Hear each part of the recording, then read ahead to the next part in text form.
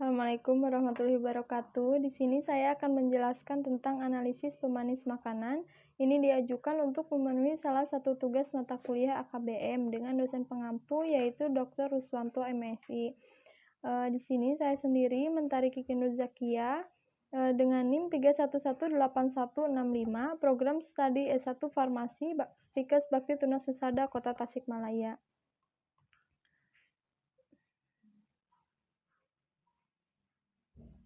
Nah, untuk pendahuluan, pertama dijelaskan tentang zat adiktif makanan atau food additive. Ini merupakan senyawa atau campuran berbagai senyawa yang sengaja ditambahkan ke dalam makanan dan terlibat dalam proses pengolahan, pengemasan, atau penyimpanan dan bukan merupakan bahan utama.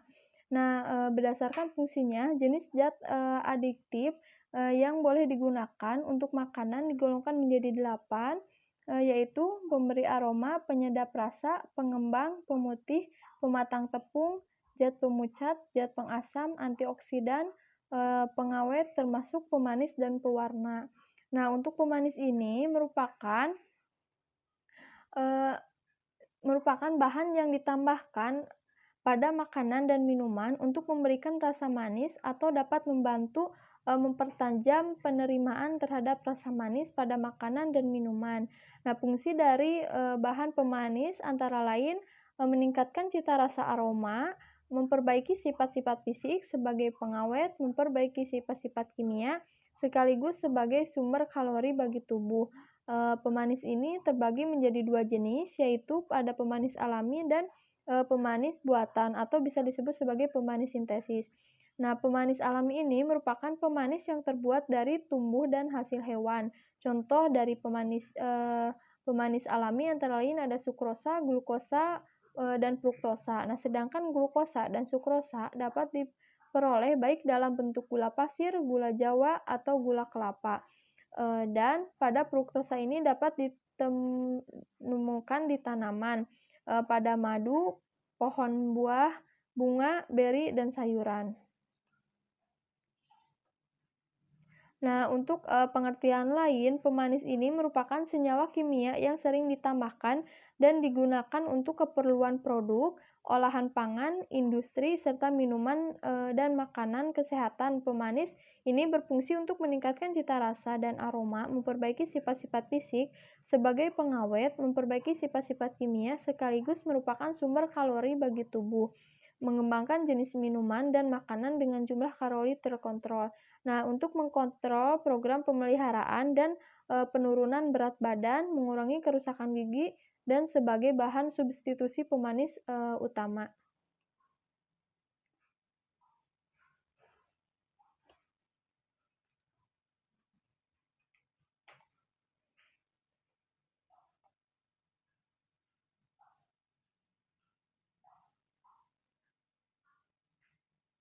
Nah, menurut Peraturan Menteri Kesehatan RI Nomor 722, yang dimaksud dengan pemanis buatan merupakan bahan tambahan makanan yang dapat menyebabkan rasa manis pada makanan yang tidak atau hampir tidak mempunyai nilai gizi. Nah, jenis pemanis buatan sangat bermacam-macam, antara lain ada sakarin, siklamat, aspartam, dulsin, sorbitol, sintesis, asesulfamka, dan masih banyak lagi. Namun, tidak semua pemanis buatan diperbolehkan penggunaannya di Indonesia.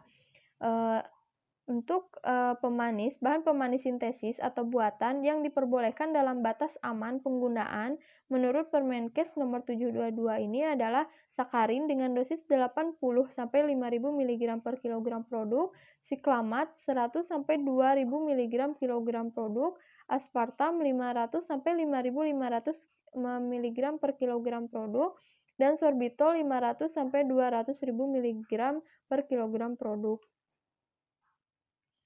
Nah, adapun tujuan ditambahkan pemanis ke dalam pangan ini diantaranya pertama sebagai pangan bagi penderita diabetes mellitus karena tidak menimbulkan gula darah. Nah, pada penderita diabetes mellitus ini disarankan penggunaan pemanis sintesis untuk menghindari bahaya gula. Nah, dari tahun 1955 sampai 1966 digunakan campuran siklamat dan sakarin pada pangan dan minuman bagi penderita diabetes. Nah, tujuan kedua yaitu untuk memenuhi kebutuhan kalori rendah untuk penderita kegemukan. Untuk kegemukan ini merupakan salah satu faktor penyakit jantung yang memerlukan penyebab utama kematian. Nah, untuk orang mengurangi aktif secara fisik, disarankan untuk mengurangi masukan kalori perharinya. Pemanis sintesis ini merupakan salah satu bahan pangan untuk mengurangi masukan kalori. Tujuan ketiga ada bahan penyalut obat.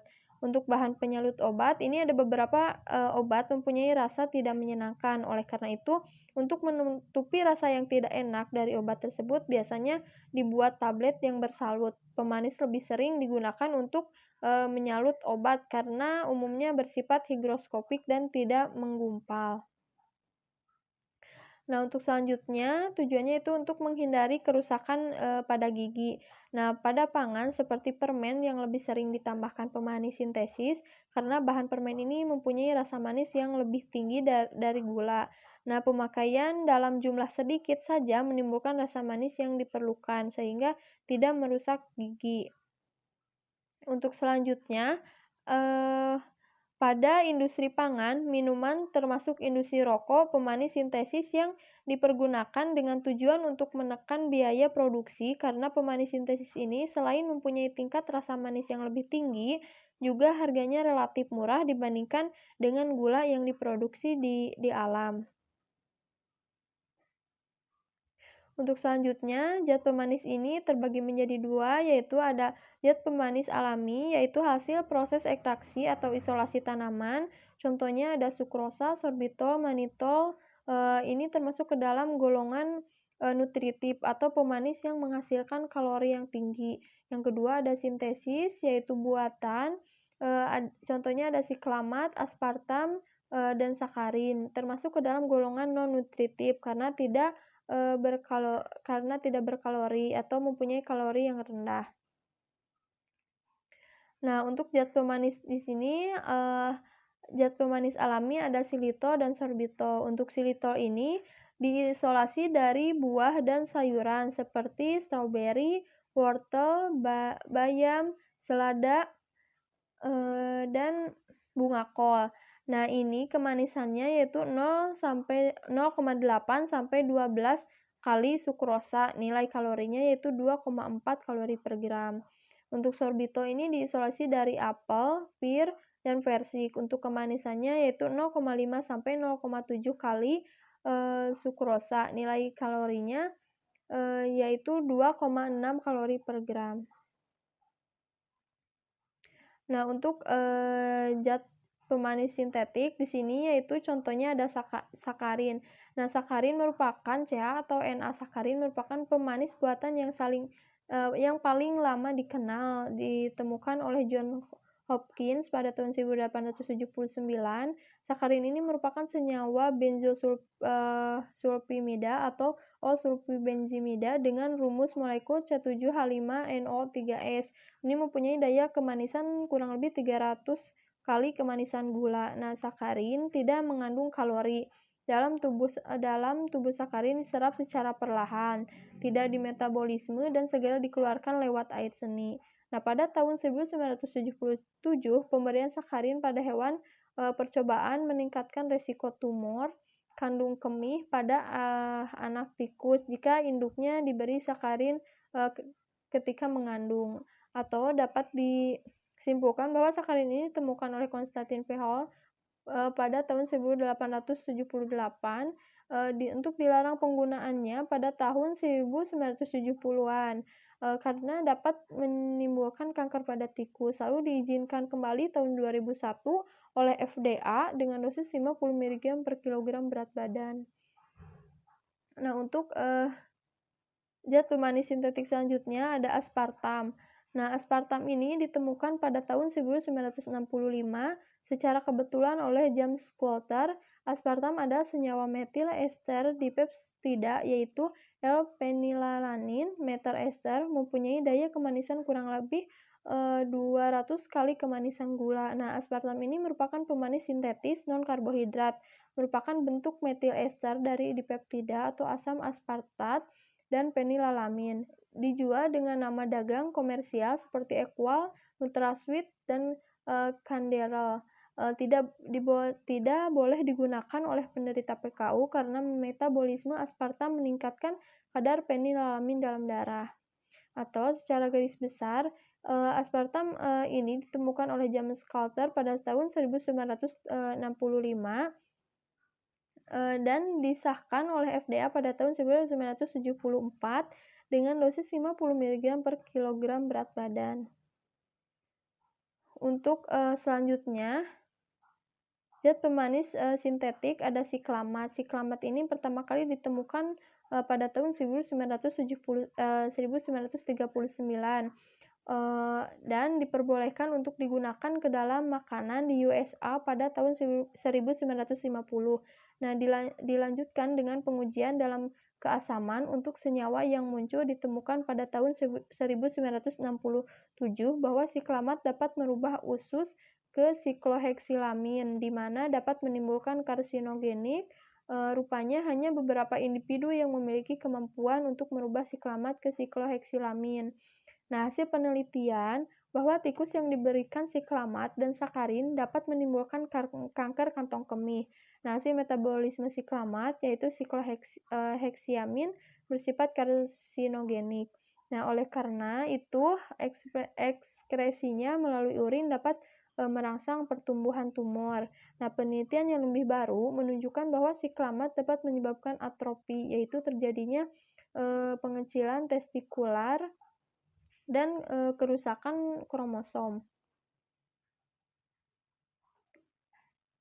Nah, untuk siklamat ini berasal dari N-sikloheksidulfamik asid atau CHS dan dimanfaatkan sebagai pemanis buatan non-kalori dalam makanan dan minuman serta industri farmasi.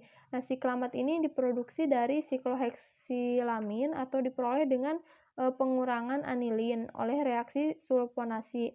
Nah, siklamat tidak berbau dan larut dalam air, alkohol, dan propilenglikol, dan lebih stabil dibandingkan dengan aspartam dan sakarin, dan lebih tahan pada suhu tinggi.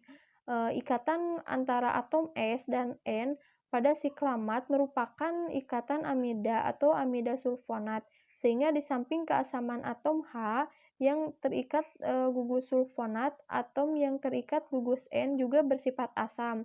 Nah, ikatan amida tersebut dapat diputus dengan reaksi hidrolisis dengan katalis asam maupun basa disertai dengan pemanasan. Ini akan menghasilkan sulfat dan sikloheksilamin. Namun demikian, reaksi hidrolisis siklamat juga dapat terjadi pada saluran pencernaan dengan bantuan mikroba. Menurut Martin et al. Menyatakan bahwa tikus yang diberikan natrium siklamat serta siklamat secara intraperitoneal selama 10-14 hari kehamilan menyebabkan berkurangnya berat janin, berat plasenta, dan panjang tali pusat atau retardasi perkembangan janin, dan juga terjadinya hipertrofi sel hati dengan sinusoid kaliber kecil. Menurut Kamenikova et al. Juga telah mempelajari efek dari pemanis buatan seperti aspartam, asel sulfam, siklamat, dan sakarin terhadap ekspresi CYP1A1 atau sitokrom P450-1A1. Nah, sebagai aktivator karsinogen dalam metabolisme obat dan aktivitas transkripsional AHR atau aryl hidrokarbon reseptor dan GR atau glukokortikoid reseptor, reseptor yang menginduksi karsinogen kimia, pemanis yang diuji tidak mempengaruhi aktivitas transkripsi dari AHR dan GR. Nah, untuk ekspresi CYP1A1U, mRNA, dan protein tidak disebabkan oleh salah satu pemanis diuji dalam hepatosit primer manusia dan di usus manusia LS174T dan sel-sel kanker hati HepG2 secara keseluruhan. Menggunakan aspartam, asesulfam, siklamat, dan sakarin dalam makanan dapat dianggap aman. Nah, berkaitan dengan efek pada induksi CYP1A1 dan aktivasi AHR dan GR reseptor. Kemudian ada faktor-faktor yang perlu diperhatikan untuk mengetahui hubungan struktur kimia bahan pemanis dengan rasa manis. Yang pertama ada mutu rasa manis. Faktor ini sangat bergantung dari sifat kimia bahan pemanis dan kemurnian bahan alam yang dapat mendekati rasa manis. Kelompok gula yang dapat dipakai sebagai dasar pembuatan bahan pemanis sintesis adalah asam-asam amino. Nah, salah satu di peptida seperti aspartam memiliki rasa manis dengan mutu yang serupa dengan kelompok gula. Nah, sedangkan pada sakarin dan siklamat menimbulkan rasa pahit dan semakin terasa dengan bertambah bahan pemanis. Nah, rasa pahit tersebut diduga terkait dengan struktur molekulnya karena dengan pemurnian yang bagaimanapun tidak dapat menghilangkan rasa pahit. Yang kedua, ada intensitas rasa manis. Untuk intensitas rasa manis ini menunjukkan kekuatan atau tingkat kadar kemanisan suatu bahan pemanis. Nah, intensitas rasa manis berikatan dengan nilai relatif rasa manis dalam yang sama maupun yang berbeda antara masing-masing bahan pemanis. Nah, masing-masing pemanis berbeda kemampuannya untuk merangsang indera perasa. Kekuatan rasa manis yang ditimbulkan oleh bahan pemanis dipengaruhi oleh beberapa faktor, diantaranya yaitu ada suhu dan sifat dan mediumnya atau cair atau padat. Intensitas rasa manis biasanya diukur dengan membandingkan kemanisan sukrosa 10%. Selanjutnya ada kenikmatan rasa manis. Untuk bahan pemanis ditambahkan dengan tujuan untuk memperbaiki rasa dan bau bahan pangan sehingga rasa manis yang timbul dan menimbulkan kelezatan. Pada pemanis sintesis seperti sakarin malah tidak dapat menimbulkan rasa nikmat, malah memberikan rasa yang tidak menyenangkan. Tetapi penggunaan campuran sakarin dan siklamat pada bahan pangan dapat menimbulkan rasa manis tanpa menimbulkan rasa pahit. Nah, penggunaan pemanis buatan yang semula hanya ditunjukkan pada produk-produk khusus bagi penderita diabetes, saat ini penggunaannya semakin meluas pada berbagai produk pangan secara umum. Beberapa pemanis buatan bahkan tersedia untuk dapat langsung digunakan atau ditambahkan langsung oleh konsumen ke dalam makanan atau minuman sebagai pengganti gula.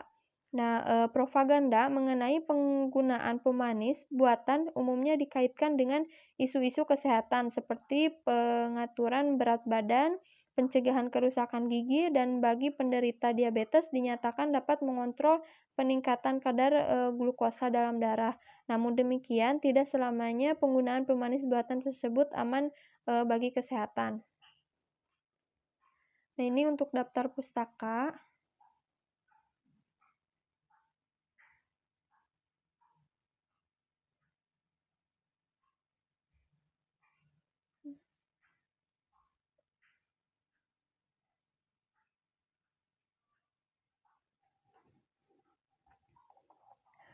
Sekian presentasi dari saya. Mohon maaf apabila ada kesalahan dalam pengucapan dan materinya kurang jelas. Semoga bermanfaat untuk kita semua, terutama untuk saya sendiri. Wassalamualaikum warahmatullahi wabarakatuh.